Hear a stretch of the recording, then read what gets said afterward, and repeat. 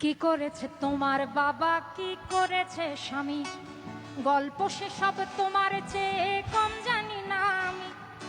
তোমার যত কীর্তিকলাপ সেও তো আছে জানা, ইচ্ছে করেই মুখ খুলি না, বলতে সব মানা। স্বামী বাবার নাম ভাঙিয়ে আর কত কালে খাবে, এবার ওদের ঘুমোতে দাও, আত্মা শান্তি পাবে।